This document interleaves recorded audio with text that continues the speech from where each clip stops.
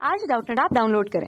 Doubtnut पर अपने सभी गणित, रसायन विज्ञान, भौतिक विज्ञान और जीव विज्ञान के डाउट्स का करो सफाया। बस प्रश्न की फोटो खींचो, एक ही प्रश्न को क्रॉप करो और तुरंत वीडियो सोल्यूशन पाओ। अभी डाउनलोड करें। नमस्कार दोस्तों, स्वागत करता हूं आप सभी का। आपका प्रश्न क्या होता है जब प्रोटीन का विकृतीकरण होता है। ठीक है, तो आइए हम अपने प्रश्न के उत्तर को देखते हैं।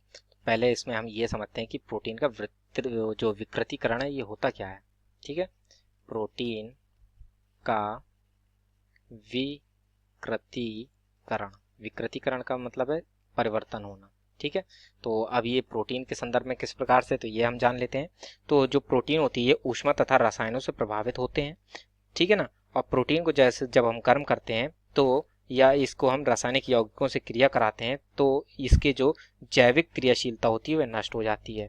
ठीक है, और ये विकृत और स्कंदित होकर अविलेय हो जाते हैं, और इस क्रिया को जो है हम प्रोटीन का विकृतीकरण कहते हैं। ठीक, तो आइए इसको हम यहाँ पर लिख लेते हैं कि प्रोटीन को गर्म करने पर अथवा प्रोटीन को गर्म करने पर अथवा, ठीक है ना, गर्म करने पर अथवा रासायनिक यौगिकों से क्रिया कराने पर, रासायनिक यौगिकों से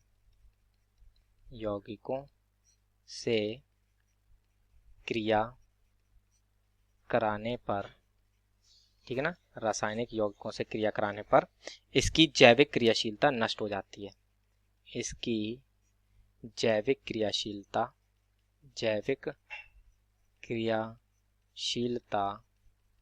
नष्ट हो जाती है। ठीक है, नष्ट हो जाती है। ठीक है, और ये विकृत और स्कंदित हो जाते हैं, अर्थात इनका अवक्षेपण हो जाता है।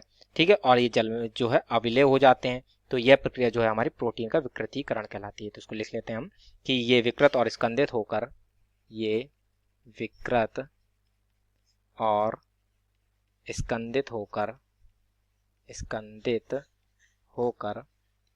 ठीक है ना, स्कंदित होने से तात्पर्य अवक्षेपित होकर अविलेय हो जाते हैं, अविलेय हो जाते हैं।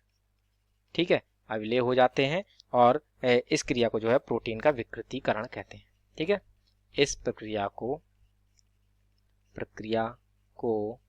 प्रोटीन का विकृतीकरण, ठीक है ना, प्रोटीन का विकृतीकरण कहते हैं। ठीक है, तो इस प्रकार से जो है ये प्रोटीन का विकृतीकरण परिभाषित है। तो अब जैसा कि हम देखें कि जैसे कि एक उदाहरण को यदि हम देख लें, ठीक है ना, तो जैसे कि हम अंडा लेते हैं। ठीक है, अंडे को हमने जब उबालते हैं तो उसमें पानी में कुछ समय के लिए उसे रख देते हैं, तो अंडा जो होता है, ठीक है, ये हमने यहाँ पर एक पात्र ले लेते हैं। ठीक है, और इसमें जो है हमने जल भर दिया। ठीक है, और इसमें हमने जो है अपना अंडा डाल दिया, ये अंडा डाल दिया, और ये हमारा पात्र में हमने जल लिया। ठीक है, और इसको जो है हमने एक किसी पात्र में रखकर इसको उबाला। ठीक है, और ये इस पे जब उबलने रखेंगे, ठीक है, तो अंडे की जो प्रोटीन होती है, ठीक है, वह अविलेय रेशेदार प्रोटीन में परिवर्तित हो जाती है। जैसे कि अंदर जो इसमें अंडा होता है, जैसे कि हम जानते हैं इसमें जो है एक लिक्विड पदार्थ भरा होता है, यानी तरल भरा होता है। तो जैसे हम इसको उबालते हैं, यानी कि इसको हमने गर्म किया, ठीक है, जैसे कि हमने कहा था गर्म करने पर प्रोटीन को, तो ये एक अविलेय पदार्थ बना लेता है। तो जैसे कि हम देखते हैं फिर जब ये उबल जाता है तो ये रेशेदार प्रोटीन में परिवर्तित हो जाता है। ठीक है, जिससे ये जो प्रोटीन होती है वह स्कंदित हो जाती है। ठीक है, प्रोटीन स्कंदित हो जाती है, स्कंदित।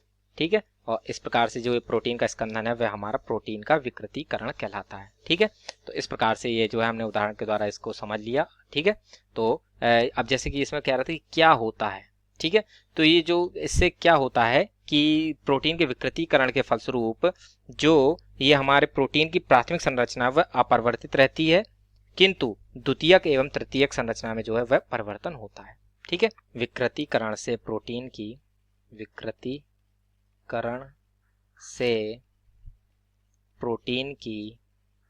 ठीक है ना, प्रोटीन की प्राथमिक संरचना तो अपरिवर्तित रहती है, प्राथमिक संरचना अपरिवर्तित, ठीक है ना, अपरिवर्तित रहती है। ठीक है, परंतु द्वितीयक एवं तृतीयक संरचना में परिवर्तन हो जाता है, परंतु द्वितीयक एवं एवं तृतीयक संरचना में परिवर्तन हो जाता है। ठीक है ना, तृतीयक संरचना, ठीक है ना, संरचना में परिवर्तन हो जाता है। ठीक है, तो इस प्रकार से जो है ये हमारी इसमें परिवर्तन होता है विकृतीकरण के फलस्वरूप। ठीक है, तो अतः इस प्रकार से हमारे प्रश्न का उत्तर पूर्ण होता है। आशा करता हूँ आप सभी को उत्तर समझ में आया होगा। धन्यवाद। कक्षा 6 से 12वीं से लेकर नीट, IIT, JEE वो एडवांस के लेवल तक 1 करोड़ से ज्यादा छात्रों का भरोसा। आज ही डाउनलोड करें डाउटनेट ऐप या व्हाट्सएप करें अपने सारे डाउट्स 8400 400 400 पर।